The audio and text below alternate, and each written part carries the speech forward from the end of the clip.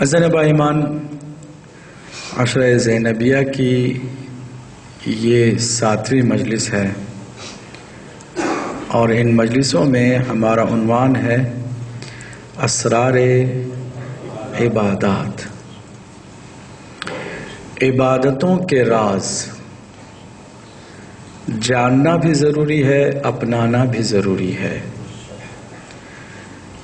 اور جب ہم ان رموز اور ان اسرار سے آگاہ ہو کر عبادت کریں گے تو پھر صحیح معنوں میں ہم اللہ سبحانہ وتعالیٰ کی رضوان سے بہرہ مند ہوں گے اور مسلسل ترقی اور تعالی کی منزلوں کو طے کرتے ہوں گے۔ مقصد بھی ہمارا بہت عظیم ہے، مقصد چھوٹا موٹا نہیں ہے، دنیا کے فوائد ہمارا مقصد نہیں ہے، وقتی اور عارضی لذت بھی ہمارا مقصد نہیں ہے۔ نام، نمود، شہرت، شہوت، دولت، یہ سب چھوٹی چیزیں ہیں۔ ہمیں اللہ کی رضا، رضوان من اللہ کو حاصل کرنا ہے۔ اس کے لیے محنت بھی اسی طرح کرنی پڑے گی، مشقت بھی اسی طرح کرنی پڑے گی۔ زیادہ سے زیادہ حاصل کرنے کے لیے زیادہ سے زیادہ محنت درکار ہے۔ اسرار کو ہم جانیں اور اسی خالص نیت کے ساتھ کہ اس کو ہم اپنائیں گے بھی، اور سب سے زیادہ جو عبادت ہماری مستمراً جاری ہے اور روزانہ 17 رکعت کی شکل میں ہم سب انجام دیتے ہیں، وہ ہے نماز، جو قلب عبادات ہے اور ہمارے دین کا چہرہ ہے، ستون دین ہے، قرۃ عین رسول ہے، اور وہی ایک عظیم عبادت ہے کہ جس کے اوپر ساری باقی عبادتوں کا دار و مدار ہے۔ ان باتوں کو میں اس لیے دہراتا ہوں کہ اس کی اہمیت سے ہم کبھی غفلت نہ کریں، بار بار ان باتوں پر توجہ دیں کہ نماز کو ایک ٹھیک کر لیں، باقی ساری چیزوں کے ٹھیک ہونے کا امکان قوی پایا جاتا ہے۔ اگر نماز کو ہم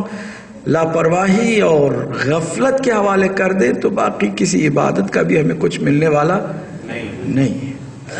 تو نماز کو ٹھیک کرنے کے لیے کہ جو مسلسل ہے، اور یہ بھی نہیں کہ کوئی کورس ہے کہ جس کو ہم کر لیں تو پھر ہم پاس ہو گئے اور آگے بڑھ گئے، نہیں، آخری سانسوں تک اپنے اس عبادت کے معاملے میں چوکنا رہنا ہوگا۔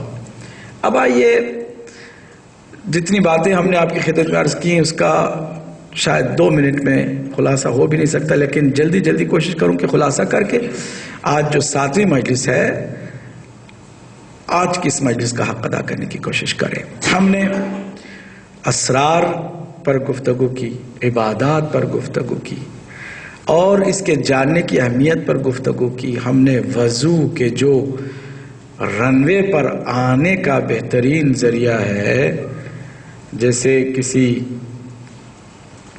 فلائٹ کو آپ اس میں سوار ہونے سے پہلے خود فلائٹ چلانے والے میک شور کرتے ہیں کہ اس کا جو انجن ہے، اس کی جو ریکوائرمنٹس ہیں، اس میں جو آئل لگتا ہے یا اس میں جو خالص پیٹرول ہے اس میں فل اپ کیا گیا ہو، اس میں رکھا ہو، بھرا ہوا ہو، تاکہ یہ کام آ سکے۔ تو یہ جو وضو ہے یا اس سے پہلے غسل ہے، یہ طہارت گویا کہ خالص پیٹرول ہے جو ہمارے اس معراج کے سفر کے لیے ہم بھر رہے ہیں۔ آگے پھر رنوے پر آنے کے لیے ہم اذان کا سہارا لیتے ہیں۔ آپ سب کل کی ہماری مجلس میں اذان کے رموز اور اسرار سے یقیناً باخبر ہوئے ہوں گے، اور آپ کو یقیناً آتا بھی ہوگا پہلے سے۔ شاید ہم جیسے طالب علم کا کام یہی بہت ہو کہ ہم یاد دہانی کے اس کام کو انجام دے سکیں، کہ ہم نے بتایا کہ اذان حقیقت میں تنہا آواز ہے کہ جو آسمان تک جاتی ہے۔ یہ وہ آواز ہے کہ جس سے طاغوت اور طاغوتی حکمران خوف زدہ ہوتے ہیں، اور فرشتے اور مؤمنین اس آواز سے بہرمند ہوتے ہیں۔ غموں اور اندوہ کا بہترین علاج بھی اذان ہے۔ اذان میں جو عظیم ذکر ہے اللہ اکبر، وہ اذان کے اندر 6 مرتبہ اور اقامت کے اندر 4 مرتبہ، اور اپنی روزانہ جو واجب صرف نمازیں ہیں، مستحبات کو چھوڑ دیجئے، نوافل کو چھوڑ کے خالی واجب نمازوں کو آپ دیکھیے جو 17 رکعت نماز ہے، تو ہم ہر رکن کے ادا کرنے کے ساتھ اللہ اکبر کہتے ہیں۔ ٹوٹل اذان اور اقامت کے ساتھ پنجگانہ نماز میں ہم 360 مرتبہ یہ ذکر کرتے ہیں، اللہ اللہ اکبر۔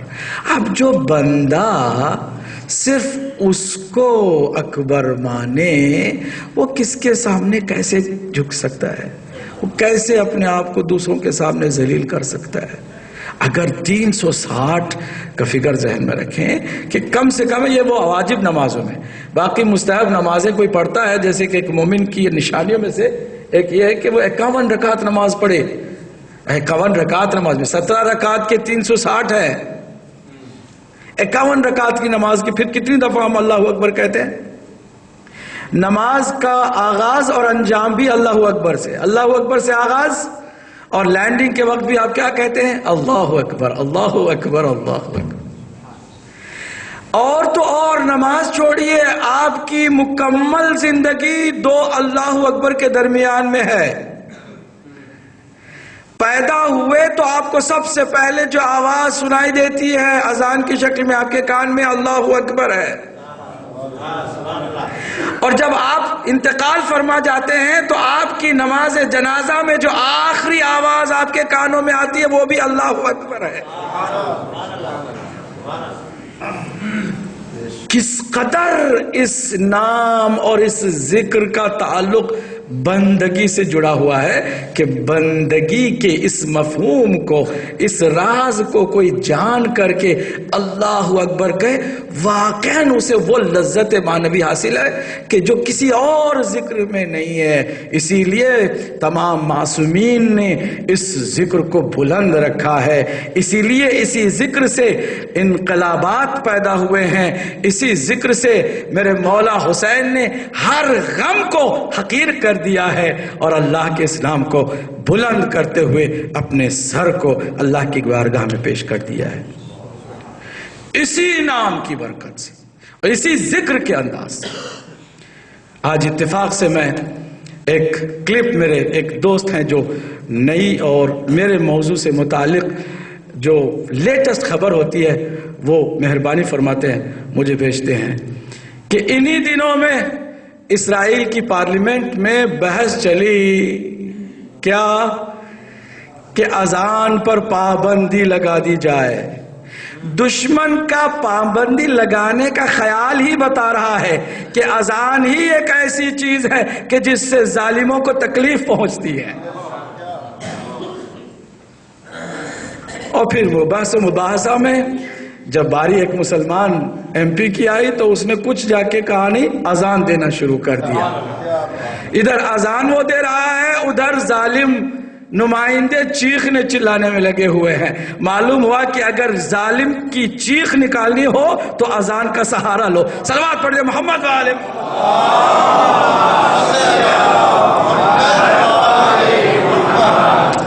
عزیزو، بہت عظیم ہے عبادت۔ اذان کے بعد رنوے پر آنے کے بعد آہستہ آہستہ جہاں سے ٹیک آف کرنا ہوتا ہے وہاں پر جا کے خاموشی سے فلائٹ ہلکا سا اطمینان حاصل کرتی ہے۔ آپ نے اگر سفر کیا، یقیناً آپ ہوائی جہاز سے ہی سفر کر کے آئے ہیں، آپ کشتی سے تو نہیں آئے ہیں، آپ کو پتا ہے غور کرنے کی ضرورت ہے۔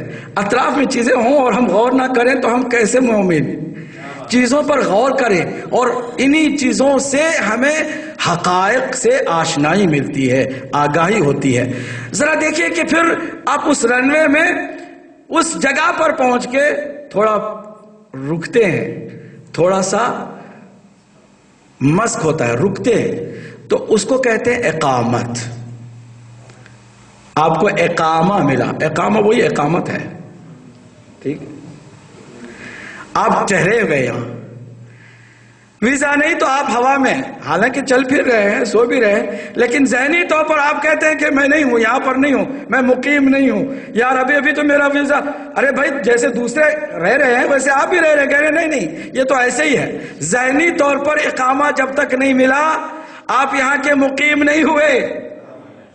اسی طرح اب اس مقام پر ٹھہرنے کی ضرورت ہے جہاں سے آپ کو ٹیک آف کرنا ہے، معراج کی منزل پر سفر کرنا ہے، اور اس ٹھہراؤ کے لیے ایک اور عبادت کے جو اذان سے مختصر ہے، حکم بھی ہے کہ بلند آواز میں بھی نہ ہو جیسے اذان میں ہے۔ توجہ ہے، انجن کو اگر آپ دیکھیں تو واقعاً بھی ٹیک آف سے پہلے وہ بہت سلو ہو کر ایک مقام تک پہنچتی ہے، اور وہاں تھوڑا سا مسک ہوتا ہے، تھوڑا سا ٹھہراؤ ہوتا ہے۔ اقامت ہے، اقامت میں ریڈیوس کیے جاتے ہیں انہی اذکار کو، یعنی کم کیے جاتے ہیں، 4 کی جگہ پہ 2، اللہ اکبر، باقی سارے 2 سے کم نہیں، 2 سے کم نہیں، پھر ادھر سے 2 نکالا ہے تو 2 ایڈ کیے جا رہے ہیں، قد قامت الصلاۃ، نماز قائم ہونے کو ہے، توجہ کیجئے، یعنی ابھی فلائٹ ٹیک آف کرنے کو ہے، ابھی اس کی پرواز کا وقت آ گیا ہے، قد قامت الصلاۃ۔ آپ نے اقامت کو پورا کیا، میں چونکہ کل اذان کے جو جملے تھے انہی جملوں کی تھوڑی بہت کوشش کی تشریح کروں، وہ کر چکا ہوں تو دوبارہ نہیں دہرا رہا۔ اقامت ختم ہوئی ہے تو پھر اللہ اکبر، یہاں سے آپ نے دیکھا کہ جب کوئی فلائٹ ٹیک آف کے وقت ہوتا ہے تو سارا پریشر ٹیک آف کے وقت ہوتا ہے، اس کی سپیڈ میکسیمم ہوتی ہے تو ٹیک آف کرتی ہے، میکسیمم سپیڈ پریشر اس پر ہوتا ہے تاکہ زمین کو چھوڑنے کے قابل ہو، نہیں لفظوں کو اور آسان کر کے بتاؤں، پستی کو چھوڑنے کے قابل ہونے کے لیے دنیا و مافیا کے تمام خیالات پر دباؤ ڈالنا ہوگا، اور پھر تمام چیزوں کو حقیر اور ناچیز مان کر کے کہنا ہوگا اللہ اکبر، یہ ہے آپ کا ٹیک آف۔ اور مستحب ہے کہ اپنے دونوں ہاتھوں کو اس طرح اٹھائیں اور اپنے کانوں کے برابر لے چلیں، یہ ٹیک آف کے لیے۔ آپ کہیں گے اللہ اکبر اور دونوں ہاتھوں کو آپ نیچے کر رہے ہیں، مطلب سوائے اس خدا کے باقی کوئی چیز اب میرے نزدیک بڑی نہیں ہے۔ اب انصاف سے بتاؤ کہ مزہ آئے گا کہ نہیں جو اس تصور کے ساتھ نماز پڑھے؟ انصاف سے بتائیے، ہم لوگ ایسا کرتے ہیں؟ ایسا تصور کرتے ہیں نماز کے وقت؟ وہ لذت اللہ اکبر کے معانی کی ہمارے دل و دماغ پر چھاتی ہے، جب ہم کہہ رہے ہوتے ہیں تو ہم واقعاً کیا اسی تصور کے ساتھ حقیر کائنات کو کر کے، دنیا و مافیہ کو چھوڑ کے، جیسے زمین کو چھوڑ کے ہوا کی طرف اور بلندی کی طرف فلائٹ جاتی ہے، ویسے کیا ہم نماز کا آغاز کرتے ہیں؟ ایسے جماعیاں لے رہے ہوتے ہیں، بس کہہ دیا اللہ اکبر، کہتے ہوئے بھی پتہ نہیں ذہن کہاں ہے، دماغ کہاں ہے، اور زبان کیا کہہ رہی ہے کوئی خبر نہیں ہوتی۔ غفلت کی نماز سے کیا ہوتا ہے کسی کو؟ کچھ بھی نہیں، اسی لیے وہ وہیں کے وہیں پڑے رہتے، سمجھتے نماز ادا ہو گئی ہے، مگر انہوں نے وہ معراج دیکھی نہیں ہے، وہ لطف اور عبادت کا مزہ حاصل کیا ہی نہیں ہے، اور اس سے دوچار ہونے کے لیے اس کے مفاہیم سے آپ کو آگاہ ہونا ہوگا۔ اب ذرا غور سے سنیے گا، تھوڑا سا میں تقابل کرانا چاہتا ہوں فلائٹ کے ٹیک آف کے بعد اس کے ساتھ جو نماز کے ساتھ ہوتا ہے، اس میں بہت ساری سملیرٹیز ہیں، بہت ساری مماثلتیں ہیں، بہت سارے اشتراکات ہیں، اگرچہ وہ مادی سفر ہے اور یہ معنوی سفر ہے، اس کے لیے میلوں کا سفر کرنا پڑتا ہے، اس کو کچھ نہیں ہے، کھڑے ہو کر بیٹھ جانے تک معراج پر پہنچ گئے۔ بھئی کیسے ہو سکتا؟ آپ کہہ رہے ہیں کہ معنوی طور پر آپ معراج پر گئے اور واپس بھی آ گئے، ٹیک آف بھی کیا اور لینڈنگ بھی کرنے لگے. 2 رکعت نماز ہے, 4 رکعت نماز ہے, 3 رکعت نماز ہے, 5ویں کوئی رکعت نہیں ہے, 6ٹھی کوئی رکعت نہیں ہے. ساری جو 17 رکعت ہے یا 2 رکعتی ہے یا 4 رکعتی ہے یا کہیے 3 رکعتی ہے, اس سے زیادہ تو نہیں ہے نا. تو اتنے سے 4 کی اگر رکعت ہے تو چلے 4 منٹ نہیں, ہم اس کو ایڈ کر کے تھوڑا سا توجہ کے ساتھ ذرا واقعاً بھی خاضعانہ, خاشعانہ, آگاہانہ, مخلصانہ نماز پڑھنے چلے ہیں تو تھوڑا اور 10 منٹ کر دیجئے اس کو. 10 منٹ کا سفر ہے. اور پھر کیا ہے کہ وہیں پر مصلی سے آگے نہیں جا رہے, اور جانا منع بھی ہے, پیچھے بھی نہیں جا رہے, پیچھے جانا منع بھی ہے. جہاں کھڑے ہیں کھڑے کھڑے آپ نے ٹیک آف کیا, بیٹھے آخر میں لینڈنگ کر لی, کہتے ہوئے بھی اللہ اکبر, لینڈنگ کرتے ہوئے, اور پھر ٹیک آف کرتے ہوئے بھی اللہ اکبر, نماز ختم ہو گئی. تو پھر یہ اس میں آپ معراج کی کہاں بات ڈھونڈ رہے ہیں؟ اگر خدا واقعاً آسمانوں میں ہوتا تو ہم کو بھی ضمیر, دماغ اور روح اڑا کے آسمانوں میں لے کے جاتا. اللہ ہے ہماری شہرت سے زیادہ ہم سے قریب. نحن اقرب الیہ من حبل الورید, تمہاری شہرت سے زیادہ ہم تم سے قریب ہیں. بس توجہ کی ضرورت ہے, معراج حاصل ہو جائے گی. ادھر تم نے اللہ اکبر توجہ کے ساتھ کہی, پھر وہ سارے ارکان انجام دیے, بیٹھے بیٹھے تمہاری معراج ہو گئی. اگر تم نے اسے پایا تو پھر معراج پر جانے والے جو ہیں ویسے تم ہو گئے. نعرہ تکبیر, نعرہ تکبیر, نعرہ رسالت, نعرہ حیدری. اب ذرا دیکھیے, توجہ کیجئے گا, دیکھیے. تو پھر اس سفر میں, اس سفر میں, وہ مادی سفر ہے یا معنوی سفر ہے, لیکن کچھ مماثلتیں پائی جاتی ہیں. چند مماثلتوں کو آپ کے حوالے کر رہے ہیں. ہوائی جہاز کے 2 اہم ونگ ہوتے ہیں, ایک کے ساتھ کام نہیں چلتا.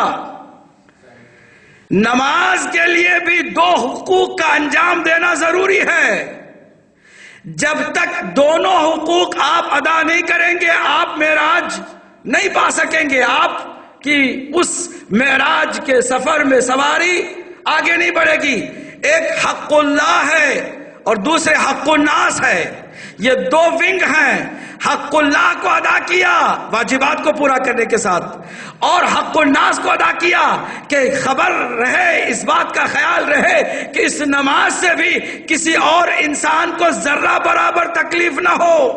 اسی لیے کہا جاتا ہے کہ راستہ جہاں پر لوگ آتے جاتے ہوں وہاں تم نماز نہیں پڑھ سکتے, اس لیے کہ وہاں حق الناس کے ضائع ہونے کا اندیشہ ہے. تو پھر جہاں حق اللہ کے انجام دیتے ہوئے حق الناس ضائع ہوتا ہو وہاں پرواز معراج کی نہیں ہو سکتی. اسی طرح حق الناس کے چکر میں کوئی حق اللہ کو بلا دے تو بھی پرواز نہیں ہو سکتی. تو 2 ونگ کا کم از کم ہونا ضروری ہے, اور یہ ایک حق اللہ کا ونگ ہے اور دوسرے حق الناس کا ونگ ہے. صلوات پڑھیے محمد والے.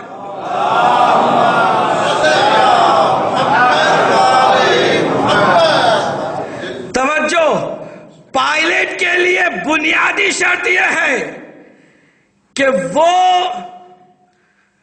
جو سگنل ٹاور ہے, کنٹرول روم ہے, اس کے انسٹرکشنز پر منہ بمنہ ہو بہو عمل کرے. منمانی کرے گا ایکسیڈنٹ ہوگا, تباہی ہوگی. مسلمانوں کو کیا, مومنوں جو علی کا نام لیتے ہو, کم از کم یہی سوچ کر نماز میں کچھ بڑھانے کی کوشش نہ کرو کہ اس میں تم منمانی کرو گے اور اس ٹاور سے خلاف جاؤ گے تو وہ نماز پھر نماز نہیں ہوگی. اپنی طرف سے کچھ نہیں کرنا, جو انسٹرکشن دیے گئے اس کی پابندی کرنا بس. چاہے تم کتنے ہی بڑے ایکسپرٹ ہو, چاہے تمہاری ایکسپیرینس ہزاروں سال کی ہو, جتنی بھی ہوگی, شیطان کی برابری تو نہیں کر سکے گی. تمہاری عبادت اگر تم نے بچپن سے ہی سجدے کرنے شروع کر دیے تو 60-65 سال میں گول ہو جائے گی. 6000 سال جس نے عبادت کی اس کا نام ابلیس ہے. کتنے سال؟ 6000 سال جس نے مسلسل عبادت کی اس کا نام. مگر ایک منمانی نے اس کو تباہ کر دیا. ایک منمانی نے اس کو تباہ کر دیا.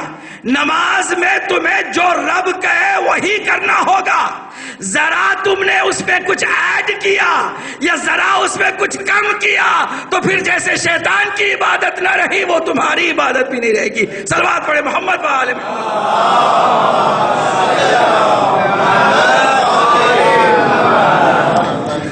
توجہ.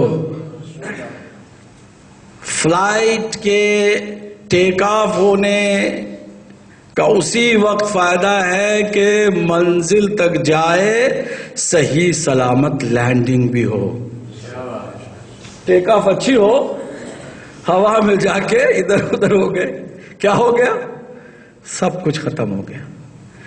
ایک چھوٹی سی غلطی بھی وہ آخری ہوگی. چھوٹا سا اس میں مسٹیک بھی تباہی کے لیے کافی ہوگا. سلامتی کے ساتھ لینڈنگ ہونا بھی ضروری ہے. نماز پڑھنے والے نمازی اس بات کا خیال رکھیں, خلوص کا آخری سانس تک باقی ہونا ضروری ہے. اگر خلوص درمیان میں رخصت ہوا تو ساری نماز ڈھیر ہو جاتی ہے. صلوات پڑھے محمد و آل محمد.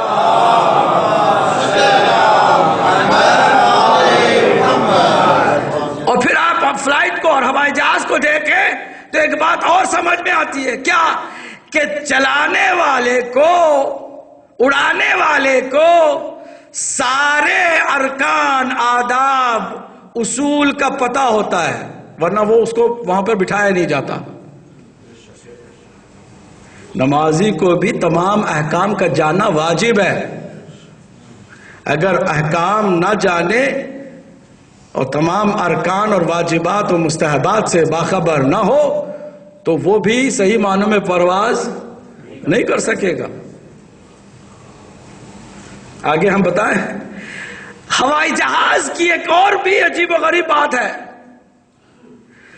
اور وہ یہ ہے کہ اگر زیادہ لوگوں کو لے کے اڑ رہی ہے تو بڑی ہوگی, اور جب بڑی ہوگی تو اس میں خطرہ کم ہوگا. ہلنا, شیک ہونا, لرزہ ہونا, تکلیف پہنچنا, کمر کے درد کا سبب بننا نہیں ہوتا. جتنی بڑی ہوگی جہاز اتنا آپ کو سفر کا اندازہ بھی نہیں ہوگا. اگر جماعت کی نماز ہو رہی ہو تو ایسے کہ سپرد کرو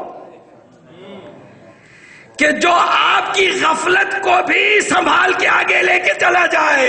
صلوات پڑھے محمد و آل محمد پر.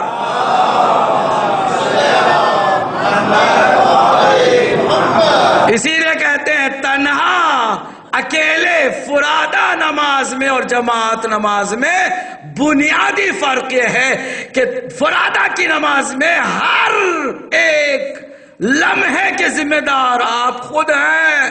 ممکن ہے کہ آپ گڑبڑ کر جائیں, لیکن جماعت کا حصہ ہو گئے. آپ نے پائلٹ کے حوالے کیا ہوا ہے, نیند آ رہی ہے, کبھی سو بھی جاتے ہیں پائلٹ کو کے حوالے کر کے فلائٹ کے اندر, تو بھی آپ اپنی منزل تک پہنچ جاتے ہیں. مطلب جماعت کو اللہ سبحانہ تعالی ایک ایک کی خلوص اور نیت کی طرف توجہ نہیں کرتا, مجموعی طور پر تھوک میں اس عبادت کو قبول کر لیتا ہے, کیونکہ جو لے جانے والا ہے وہ کوالیفائڈ ہے, اس کی خاطر سب کی عبادت قبول ہو جاتی ہے. اسی لیے صرف مذہب اہل بیت میں نماز جماعت کے لیے امام ہر کس و ناقص نہیں ہو سکتا. مذہب اہل بیت میں پیش نماز کے لیے 12 کنڈیشنز کا پورا کرنا ضروری ہے, کیونکہ وہ پائلٹ ہے, وہ لے کے جا رہا ہے. اگر وہی گڑبڑ کر دے تو وہ تو خود تو جائے گا ہی فنا ہونے، ہم سب کو تباہ کر دے گا. تو کوشش کرو کہ وہ تمہارا کوالیفائڈ ہو. ہمارے یہاں صرف شرط ہے، باقی کیا فاسق کے پیچھے بھی نماز ہو جاتی ہے. ہمارے یہاں کیا ہے؟ عادل ہونا ضروری ہے، حلال زادہ ہونا ضروری ہے، شیعہ اثنا عشری ہونا ضروری ہے، کامل الایمان ہونا ضروری ہے. خالی یہی نہیں کہ جسمانی اعتبار سے بھی، اللہ اکبر، جسمانی اعتبار سے بھی معیوب نہیں ہو، عیبدار نہ ہو، اس کا ہاتھ کٹا ہوا نہ ہو، متقی پرہیزگار ہے تو اپنے لیے ہے، جماعت میں لیڈ کرنے کی صلاحیت کھو دیتا ہے. کیونکہ ہمارے یہاں مذہب اہل بیت میں اعضاء و جوارح کا، عقل کا، ان سب چیزوں کا بھی خیال رکھا جاتا ہے کہ جو آگے آئے تو اس قابل ہو کہ وہ آگے رہے. یہ بہت اہم ہے، اور اسی بات کو آگے ہم بڑھاتے ہوئے دیکھیں، توجہ کیجئے گا، بہت ہی اہم نقطے کی طرف آپ کی ہم توجہ دلانا چاہتے ہیں کہ دیکھیے، جب آپ پائلٹ کے طور پر جاتے ہیں اور لے کے جا رہے تو ہر آن آپ کو اپنی سپیڈ کا بھی خیال رکھنا ہوگا، اور جو ساتھ میں ہیں ان کی حالت کا بھی آپ کو خیال رکھنا ہوگا. اسی لیے فلاں ٹائپ کے بیمار، ان کو اگر پتہ چل جائے تو ان کو نہیں بٹھاتے، ٹھیک ہے، کیونکہ ان کی وجہ سے سفر میں دوسروں کو پرابلم ہوتی ہے. اسی طرح جماعت کی نماز میں حکم ہے کہ جو امام ہے وہ سمجھے کہ پیچھے جو نماز پڑھنے والے ہیں ان کی کیا پوزیشن ہے. جو سب سے کمزور ہو اس کا خیال رکھے ذہن میں، یہ نہیں کہ خود تو ٹھیک ہے تو پرواہ نہیں ہے، ایک رکوع میں 1 گھنٹہ لگا دیا ہے، بیچارے وہ پریشان ہو کر نڈھال ہو کر گر گئے ہیں. ایسی نماز بھی آپ کو پرواز کی اس کیفیت تک نہیں لے کے جا سکتی. بہت ساری باتیں اس کے اندر ہیں، اور غور کریں گے تو پھر نماز کا بڑا لطف بھی آئے گا. ان سب چیزوں کے ساتھ آپ نے ٹیک آف کیا. اب آپ جو پڑھ رہے ہیں وہ ہے کہ جو مسلسل آپ کو اپنے رب سے لمحہ بلمحہ قریب کر رہی ہے. بات وہی ہے نا کہ سفر میں کیا آپ حاصل کرنا چاہ رہے ہیں، معراج پہ جا کے کیا حاصل کرنا چاہ رہے ہیں؟ لقاء اللہ نا، اور کیا ہے؟ اللہ سے ملاقات چاہتے ہیں، اپنے رب سے ملاقات چاہتے ہیں. یہی اسی لیے تو معراج آپ کو کرنا ہے، جانا ہے سفر میں. تو پھر اس سفر کے اندر لمحہ بلمحہ سفر کا آپ کو اپنے رب سے قریب کر رہا ہے. جیسے ہی آپ نے اللہ اکبر کہا، آپ کے اوپر بہت ساری چیزوں کی پابندی لگ گئی، کیونکہ اب تمام مادیات سے ڈسکنیکٹ ہوں گے تو اس معنوی سفر میں اپنے رب کے قریب ہوں گے. جیسے ہم نے کہا اللہ اکبر، ہنسنا ہنسانا ممنوع، رونا رلانا منع، بات کرنا منع، کھانا پینا حرام، کچھ بھی نہیں کر سکتے. کیوں؟ اس لیے کہ یہ ساری چیزیں مادی ہیں، اور مادیت کے ساتھ آپ معنوی سفر کر نہیں سکتے، رب سے قربت پا نہیں سکتے. آپ ان سب چیزوں کو چھوڑیں گے جب اللہ اکبر کہیں گے، تکبیرۃ الاحرام. ٹھیک؟ اب اس کے بعد نماز کے اندر آپ سب یقیناً واقف ہیں، میں صرف اپنی طالب علمی کے اس انداز کو جاری رکھتے ہوئے عرض کر رہا ہوں کہ 11 اوبلیگیٹریز ہیں، 11 واجب ارکان اعمال ہیں نماز میں. کتنے؟ واجبات نماز کتنے ہیں؟ 11. 11 میں 5 رکن ہیں جنہیں ارکان نماز کہا جاتا ہے. اور 5 ہی کیوں؟ اب مسلمانوں کو کون سمجھائے کہ ہر چیز کی تکمیل میں 5 کا ہونا ضروری ہے. ارکان نماز کتنے ہیں؟ کہیے. 5. ٹوٹل واجبات کتنے ہیں؟ 11. 11 میں 5 آپ نکالیے تو باقی کتنے رہتے ہیں؟ 6. وہ جو 6 ہے وہ بھی واجب ہے مگر رکنی نہیں ہے. کیا مطلب ہے؟ ارکان ہونا اور غیر رکن ہونا. حالانکہ دونوں واجب ہیں، سارے واجب ہیں. پہلے آئیے ہم گناتے ہیں ان 11 کو. آپ کو یقیناً یاد ہوگا، بس میں اپنے لیے، اور اس وقت پوری دنیا میں ہمارے بہت سارے احباب اس کو دیکھ بھی رہے ہیں، اور اہل سنت کی طرف سے ہمیں بہت اچھی فیڈ بیک آئی. انہوں نے ہمیں میسیج بھیجا ہے کہ ہم نے اپنی پوری زندگی میں نماز بہت کی ہے مگر نماز کو اب سمجھنے لگے ہیں. اور ہم نے اسی وقت جواب میں کہا کہ اس لیے کہ مذہب اہل بیت سے آپ دور ہیں. جب آئیں گے تو آپ کو پتا چلے گا کہ نماز بھی یہی قائم کرنے والے ہیں، کوئی اور قائم کرنے والا نہیں ہے. پر محمد اور محمد سلام.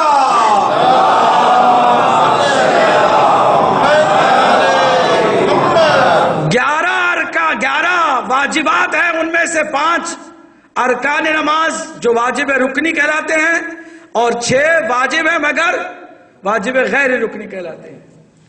ارکان نماز رکن کسے کہتے ہیں؟ یہ ستون جیسے نہیں، ستون. اب مسجد کے کتنے ستون ہیں اس وقت؟ نماز کے 5 ستون ہیں. ستون کا مطلب ہے کہ ان میں سے ایک بھی ستون ڈیمیج ہوا، ٹوٹ گیا، جان بوجھ کر یا انجانے میں، غلطی سے یا غفلت میں، بھولے سے یا عمدن، اگر اس رکن کو نقصان پہنچا تو نماز کا سارا ڈھانچہ گر گیا، یعنی اب وہ نماز باطل ہو گئی. اس لیے ڈھانچے پر توجہ ہونی چاہیے، ارکان پر توجہ ہونی چاہیے، اس میں کسی طرح کی کوئی کمی نہ آئے. 5 ارکان نماز. نمبر 1 نیت. ذرا نیت میں گڑبڑی آئی، پہلے ہی مرحلے میں ڈھانچہ ہماری عبادت کا کولیپس ہو گیا. دوسرے تکبیرۃ الاحرام. اگر آپ نے اس کو صحیح ٹیک آف نہیں کیا تو پہلے ہی مرحلے میں ایکسیڈنٹ ہو گیا. تیسرے قیام متصل برکوع، یعنی جو سٹینڈنگ پوزیشن ہے، کھڑے ہونے کی جو وہ ایک مرحلہ ہے، منزل، اس میں رکوع میں جانے سے پہلے جو قیام ہے اس کو کہتے ہیں قیام متصل پر رکوع. رکوع کے بعد بھی کھڑے ہوتے ہیں آپ، رکوع کے بعد والا قیام نہیں ہے، رکوع میں جانے سے پہلے جو قیام ہے اس کو کہتے ہیں قیام متصل پر رکوع. کتنے ہو گئے واجب ارکان؟ 3. چوتھا رکوع. خود رکوع واجب ہے، رکنی ہے. اور 5واں 2 سجدے، دونوں ملا کر کے. اگر 2 سے ایک غلطی سے کیا دوسرا نہیں کیا، یا 2 کی جگہ پہ غلطی سے 3 سجدے کر دیے، رکوع 1 کی جگہ پہ 2 کر دیا، ٹھیک، یا وہ ایک رکوع غلطی سے آپ نے نہیں کیا، کہیں سے بھی مسٹیک بھی آپ نے کی تو یہ ساری عبادت کولیپس ہو گئی. تو آپ کو یہ واجب رکنی کا خیال رکھنا ہوگا. یہ ہے واجب رکنی. اس کے علاوہ 6 اور بھی واجبات ہیں، ان میں اگر جان بوجھ کر چھوڑے تو نماز باطل ہے. لیکن اگر آپ کو معلوم نہیں تھا، غفلت میں بھول کر کے آپ نے اسے چھوڑ دیا تو نماز آپ کی ضائع نہیں ہوتی، وہ محفوظ ہوتی ہے. اس کا تھوڑا سا بعد میں ازالہ آپ کو کرنا ہوگا. مطلب یہ ہے کہ واجب رکنی وہ ہے کہ جو 5 ہیں، 5 میں سے ایک بھی جان بوجھ کر یا انجانے میں سے آپ نے مس کیا تو نماز باطل ہے. اور باقی جو واجبات 6 ہیں جو غیر رکنی ہیں، ان میں سے اگر جان بوجھ کر آپ نے چھوڑا تو نماز باطل، مگر آپ نے غلطی سے ترک کیا یا اس میں گڑبڑی کی تو آپ کی نماز باطل نہیں ہے. یہ فرق ہے. اب وہ 6 وہ کیا ہیں؟ نیت کی، تکبیرۃ الاحرام، پھر اس کے بعد جو آپ نے قیام کیا ہے یہ واجب ہے، پھر واجب غیر رکنی، ٹھیک. غلطی سے آپ اچانک سورہ پڑھتے ہوئے بیٹھ گئے تو آپ کی نماز باطل نہیں ہوئی ہے، کیونکہ یہ واجب ہے مگر غیر رکنی ہے. پھر آپ نے پہلی رکعت میں 2 سورے، دوسری رکعت میں 2 سورے پڑھے. یہ جو قراءت ہے سوروں کا پڑھنا یہ بھی واجب ہے، لیکن واجب ہے غیر رکنی ہے. یعنی سورہ پڑھتے ہوئے آپ بھول گئے غلطی سے، یا اس میں کچھ آپ نے کچھ آیتوں کو چھوڑ دیا، یا غلطی سے آپ نے سورے کو کچھ اور پڑھ دیا، نماز آپ کی باطل نہیں ہوگی، نماز اپنی جگہ پر ہوگی، کیونکہ یہ واجب ہے غیر رکنی ہے. کتنے ہوئی؟ 2 ہو گئی. تیسری چیز توجہ سنیے گا، ذکر رکوع ہے. رکوع بھی خالی جا کے آپ کو جھکنا نہیں ہے، جھکنے کے ساتھ ساتھ کیا کہنا ہے؟ 3 دفعہ سبحان اللہ سبحان اللہ سبحان اللہ، یا سبحان ربی العظیم وبحمدہ 1 دفعہ. اور مستحب ہے کہ ان دونوں کو ساتھ کر کے پڑھیں، یعنی سبحان ربی العظیم وبحمدہ سبحان اللہ سبحان اللہ سبحان اللہ. اس کو آپ سبحان اللہ کو پہلے بھی پڑھ سکتے ہیں، بعد میں بھی پڑھ سکتے ہیں. یہ بھی واجب ہے صرف 3 دفعہ پڑھنا. ٹھیک، اس کو کہتے ہیں ذکر رکوع. کتنے ہوئے؟ 3 یا 4؟ 3. چوتھا واجب غیر رکنی ذکر سجدہ ہے. سجدے میں بھی 3 دفعہ اگر آپ نے کہہ دیا سبحان اللہ سبحان اللہ سبحان اللہ تو آپ نے واجب ادا کیا. مستحب ہے کہ آپ سبحان ربی الاعلی وبحمدہ آپ میرے ساتھ پڑھیں گے تو آپ کو گناہ نہیں ملے گا، ثواب ہی ملے گا انشاءاللہ. سبحان ربی الاعلی وبحمدہ 1 دفعہ مستحب ہے کہ آپ ملا کر کے پڑھیں. یہ ہو گئے کتنی چیزیں؟ 4. اب 2 اور چیزیں ہیں کہ جو پوری نماز پر چھائی ہوئی ہیں. وہ کیا ہیں؟ واجب ہے غیر رکنی. ایک تشہد ہے اور دوسرے سلام ہے. 6 اور 5 11 ہو گئے. 2 چیزیں جو ان سب پر حاوی ہیں وہ بھی غیر رکنی ہیں. ایک موالات ہے. موالات کا مطلب ہے کہ آپ کنٹینیوسلی، جیسے وضو میں آپ کو بتایا گیا کہ پائے در پہ آپ کو کرنا ہے. آپ نے تکبیر کہی، قیام کیا، رکوع کریں گے، رکوع کے بعد سجدہ کریں گے، اور سجدے کے بعد پھر دوسرے کا شروع کریں گے. ایسا نہیں ہے کہ پہلے آپ نے سجدہ کر لیا یا پھر آرام سے بیٹھے بیچ میں کچھ اور کیا. نہیں، موالات پائے در پہ کرنا، اور ترتیب جو ترتیب بتائی گئی ہے، قیام، پھر اس کے بعد رکوع، پھر اس کے بعد 2 سجدے، اس کے بعد آخر میں دوسری رکعت میں تشہد ہوگا، اور اگر فائنل رکعت ہے تو تشہد کے بعد کیا ہے؟ سلام بھی ہے. یہ اس کی ظاہری شکل ہے، لیکن اس کے اسرار کیا ہیں؟ اللہ اکبر. اگر جب ہم اسرار کی طرف آئیں گے نا تو واقعاً پھر نماز معراج ہوگی، نہیں تو پھر کچھ نہیں. بات ساری توجہ دینے کی ہے، غور کرنے کی ہے. جیسے ہی آپ نے تکبیرۃ الاحرام یہ تصور کر کے کہ کائنات کی کوئی شے اب میرے نزدیک بڑی نہیں ہے، اللہ اکبر. حتیٰ کہ علماء کہتے ہیں اگر کوئی غم ہے، کوئی درد ہے، کوئی پریشانی ہے جو تمہیں ستا رہی ہے تو تکبیرۃ الاحرام کہتے ہیں اس کو بھی شامل کر کے کہو میرا غم بھی کوئی بڑا نہیں ہے، میرا کوئی درد بھی بڑا نہیں ہے، میری پریشانی بھی کوئی پریشانی نہیں ہے. اللہ اکبر. پھر آپ کو ٹیک آف کے بعد جو سب سے پہلے کام کرنا ہوگا، ایک سورہ پڑھنا ہوگا جسے کہتے ہیں سورۃ الفاتحہ. اگر آپ سے پوچھا جائے کہ 114 سوروں میں کون سا ایسا سورہ ہے کہ جس کا پڑھنا کم از کم 17 رکعت نماز کے اندر 10 مرتبہ واجب ہے، تو وہ کون سا سورہ ہوگا؟ سورہ الحمد یا سورہ فاتحہ. بہت اہم سورہ ہے. اصل میں اللہ ہی نے ہمیں بتایا ہے کہ ہم ٹیک آف کریں تو اس سے بات کرنے کے لیے کیسے قریب آئیں. وہ جو شہرک سے زیادہ مجھ سے قریب ہے، میں اس کے قریب کیسے پہنچوں؟ ہو سکتا ہے کہ ذہن میں آپ کے سوال ہے کہ جو آلریڈی قریب ہے اس کے قریب جانے کا کیا مطلب ہے؟ مطلب بہت ہے. اس کا قریب ہونا اور ہے، ہمارا اس کی طرف قریب جانا اور ہے. وہ ہے شہرک سے زیادہ قریب ہے، مگر ہم دور ہیں، غفلتوں نے ہمیں دور کر دیا ہے۔ غفلتوں کے پردے چاک کریں گے، توجہ کریں گے، اور اسی کی بتائی ہوئی عبارت سے، آیت سے فائدہ اٹھاتے ہوئے اس کے قریب جائیں گے۔ تو اس کی قربت، اس سفر میں تیزی پیدا کر کے اس کے نزدیک ہونے کے لیے سب سے پہلا عظیم جملہ جو ہم پڑھتے ہیں، بسم اللہ الرحمن الرحیم۔ میرے مولا نے رات ابن عباس کو بٹھا کر کے اس کی تفسیر شروع کی، بسم اللہ الرحمن۔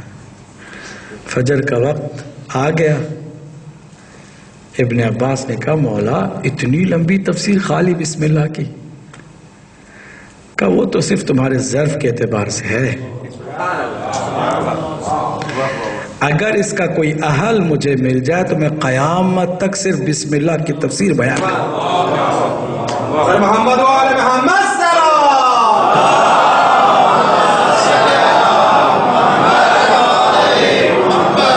اب ہم کیا بتائیں بسم اللہ کیا ہے؟ بسم اللہ آپ کے بندے ہونے کا برانڈ ہے، بسم اللہ آپ کے رب سے آپ کے کنیکشن کی دلیل ہے، بسم اللہ آپ کی پرواز میں تیزی کا نام ہے، بسم اللہ یعنی آپ کا وہ لوگو ہے کہ جو آپ کے ساتھ چپکا ہوا ہے، بسم اللہ یعنی کمزور کو طاقت ملی، بسم اللہ یعنی ایک بندہ اب خدائی بن گیا، بسم اللہ یعنی قوت لا یزال سے اس کا تعلق جڑ گیا، بسم اللہ یعنی ایک ضعیف اس قوی کی بندگی میں چلا گیا۔ کہتے ہیں بسم اللہ یعنی اللہ کے نام کا سہارا۔ یہ جو ترجمہ عام طور سے شروع کرتا ہوں میں اللہ کے نام سے، یہ اللہ کے نام سے شروع نہیں، اللہ کے نام کا سہارا ہے۔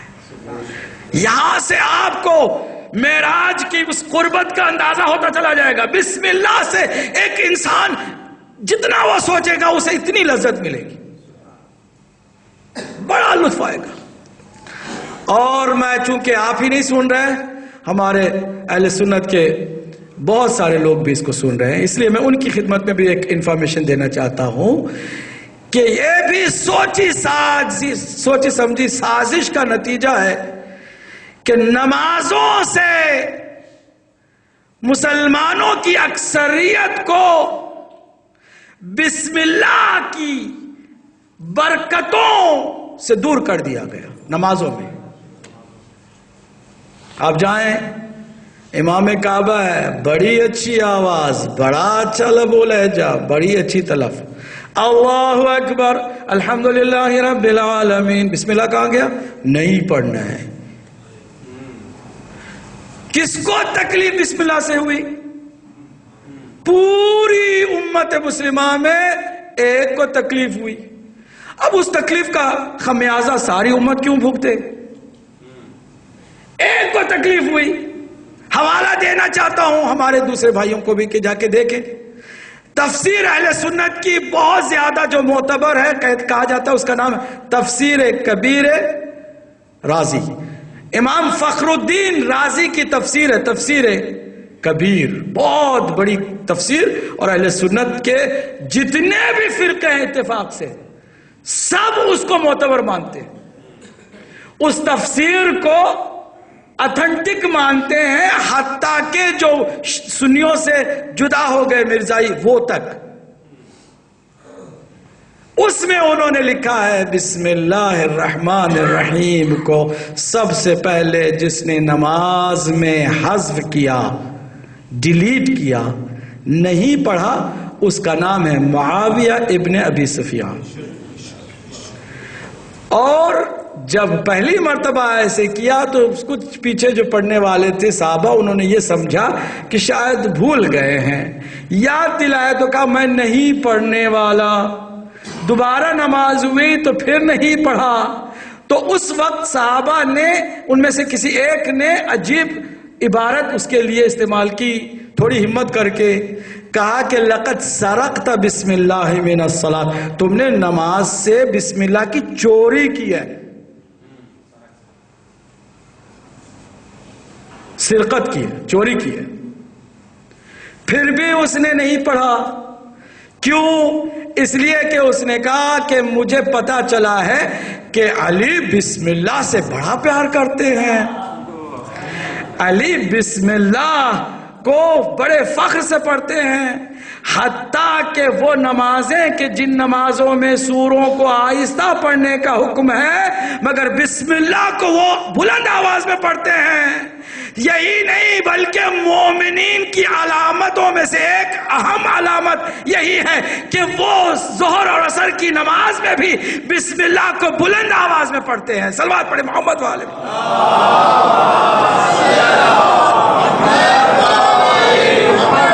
سوال بہت چھوٹا سا معمولی سا سوال، ایک معمولی سی طالب علم کا.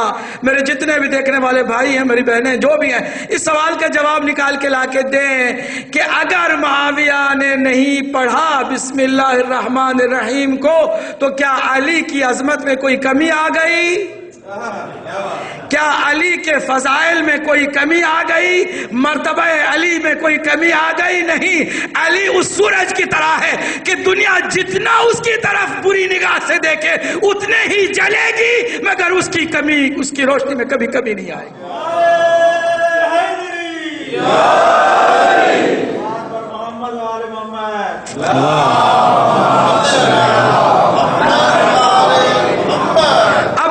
چھوٹا سا سوال ہے کہ اگر اس نے کسی دشمنی میں کیا ہے، آپ کو کیا دشمنی ہے؟ آپ تو کہہ رہے نا کہ ہم بھی علی کو مانتے ہیں.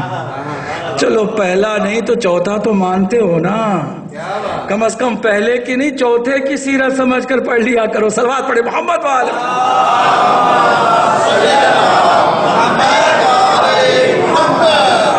بسم اللہ الرحمن الرحیم اصل میں کنیکشن جو ہے نا، وَنَحْنُ أَقْرَبُ إِلَيْهِ مِنْ حَبْلِ الْوَرِيدِ، وہ رب جو ہماری شہرت سے زیادہ قریب ہے اس سے قربت کے لیے کیا کس کا سہارا لے رہے؟ اسی کے نام کا، اسی کے نام کا سہارا لے. بسم اللہ، اللہ کے نام کا سہارا جو کیا ہے؟ رحمان ہے، رحیم ہے. یعنی اس کی رحمت عامہ بھی ہے، خاصہ بھی ہے. کائنات میں فرعون بھی جو کچھ پا رہا ہے اسی کی رحمت سے پا رہا ہے. موسیٰ کو جو کچھ مل رہا ہے اسی کی رحمت سے مل رہا ہے. شداد، نمرود اور دنیا بھر کے جتنے بھی فاسق و فاجر طاغوتی حکمران حکومتیں کر رہے ہیں، جتنے بھی شیوخ یہاں پر بیٹھے ہوئے شراب کی حالت میں دھت ہو کر بھی حکومت کر رہے ہیں، وہ صرف اس لیے کہ اس کی رحمت سب کے لیے عام ہے. اس کی رحمت رحمت عامہ ہے. اس اعتبار سے وہ رحمان ہے. اس دنیا میں اس نے کوئی کنجوسی نہیں کی ہے. مانتے ہو تب بھی مزے کرو، نہیں مانتے ہو تب بھی کھاؤ.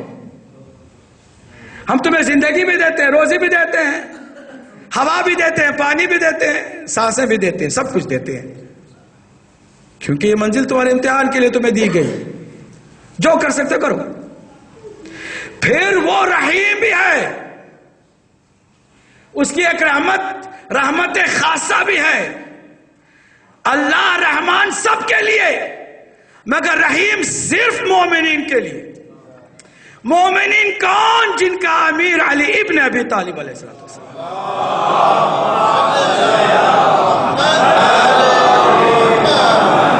جو امیر المؤمنین،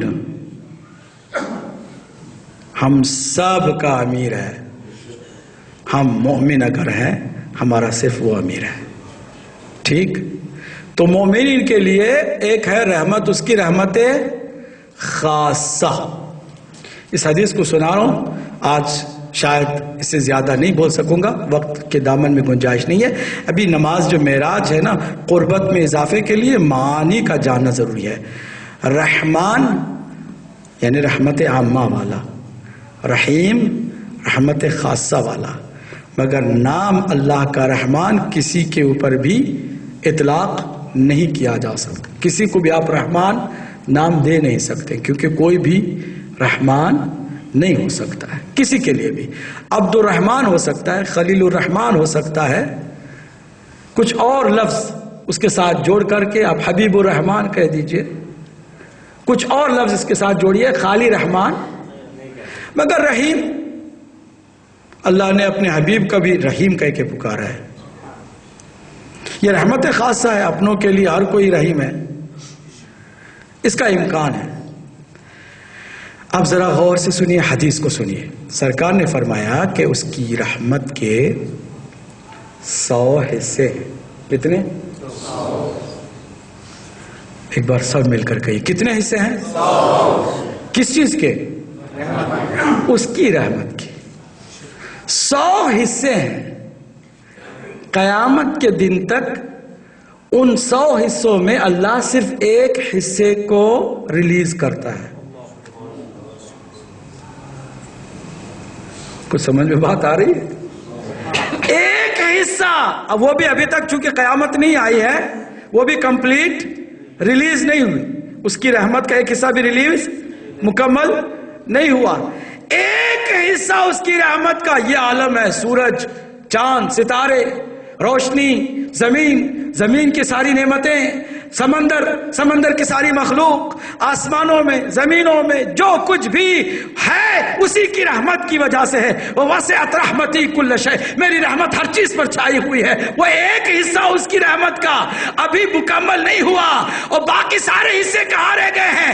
اللہ کے حبیب نے فرمایا باقی 99 حصے اللہ نے صرف مومنین کے لیے مخصوص رکھی ہیں، جو کہ قیامت کے دن ریلیز ہوں گی۔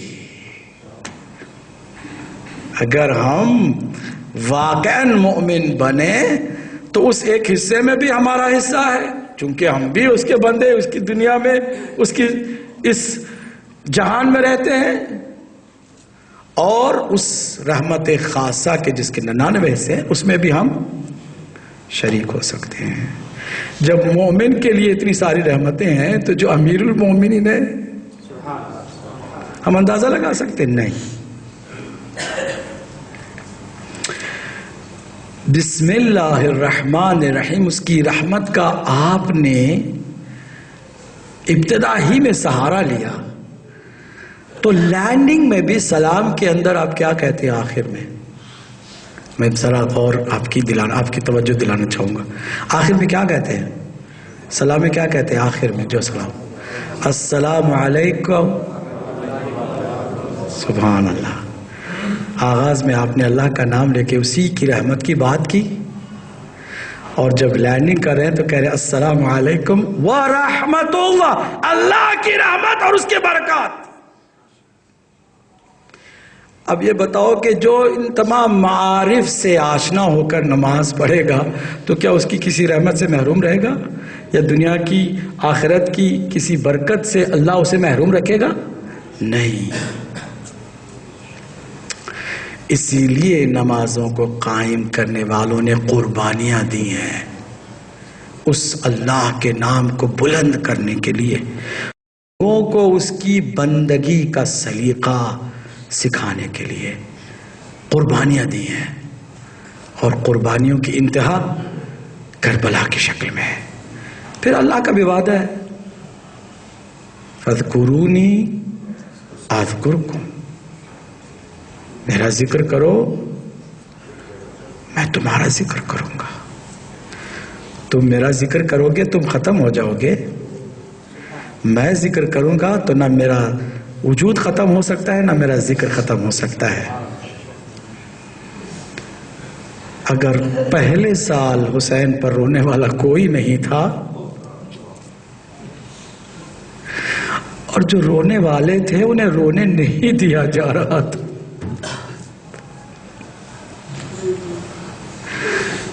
ادھر رونے کی کوئی کوشش کرتا، ادھر درے برسا دیے جاتے۔ اللہ نے حسین کی عبادت جو خالص مخلص مکمل تھی، اس کے بدلے میں کیا دیا؟ جیسے جیسے ہمارا اور آپ کا، ہمارے بزرگوں کا، ہمارے فور فادرز کا وفات کے بعد دن گزرتا ہے، ویسے ویسے ہم اسے بھلاتے چلے جاتے ہیں۔ لیکن کربلا کی داستان عجیب ہے، جیسے جیسے زمانہ گزرتا جاتا ہے، ذکر بڑھتا جاتا ہے. میں سوچ رہا تھا کہ نائجیریا میں جو بیچارے جو کل تک آشنا بھی نہیں تھے مولا حسین کے نام سے، مولا حسین پر آنسو بہاتے ہوئے سر و سینوں کو پیٹتے ہوئے میدان میں آ گئے. یہاں تک کہ خطرہ تھا، پچھلے سال بھی انہیں شہید کیا گیا تھا، اس سال بھی بڑا خطرہ تھا، انہیں دھمکیاں بھی مل رہی تھی کہ صرف حسین کا ماتم کرو گے تو ہم تمہیں مار دیں گے. عجیب بات ہے، ہم تمہیں مار دیں گے. اس کے باوجود وہ نکل آئے. تو کیا اس حبیب خدا کی حدیث صادق نہیں آتی ہے کہ جس نے فرمایا تھا اس اپنی بیٹی سے کہ جب بیٹی نے پوچھا تھا بابا جب میرے لال کو ذبح کیا جائے گا کربلا میں تو من بکا علی الحسین، میرے بیٹے حسین پر روئے گا کون؟ تو میرے آقا نے فرمایا تھا ان لقتل الحسین حرارت فی قلوب المؤمنین لا تبرد ابدا. اللہ حسین کی شہادت کو حرارت میں بدل دے گا اور مومنوں کے دلوں میں اس حرارت کو ڈالتا چلا جائے گا جو کبھی ٹھنڈی نہیں ہوگی. دنیا والوں آؤ، میرا رسول کتنا سچا ہے، ذرا کربلا کی طرف دیکھو. لاکھوں نہیں کروڑوں انسان ہیں، جس کے دل میں جتنا ایمان ہے اتنا عشق حسین کا بھی ہے، غم حسین کا اتنا بھی حسین اڑا رہا ہے. اس لیے ہم دیکھتے ہیں وہ جانوں کی پرواہ کیے بغیر دوڑتے ہیں آ کر کے حسین پر ماتم بھی کرتے ہیں، گریہ بھی کرتے ہیں. ایک جملہ سناؤ، آپ ذرا سوچئے گا کہ یہ جو کربلا میں مہمان نوازی کا سلسلہ ہے کس کے لیے؟ زائر حسین کے لیے، عزادار حسین کے لیے. کوئی بڑھیا کچھ انڈے پیش کر رہی ہے، کوئی کچھ پیش کر رہا ہے. میں کہتا ہوں دنیا والوں آج عزاداروں کی بڑی خیر خاطر کی جا رہی ہے، بڑا خیال رکھا جا رہا ہے. اسی سرزمین پر حسین بھی تو آیا تھا. جزاکم ربکم. زہرا کا لال اسی سرزمین پہ تو آیا تھا. ارے وہی تو سرزمین ہے کہ جس سرزمین میں علی اصغر 2 بوند پانی کے لیے تڑپے تھے.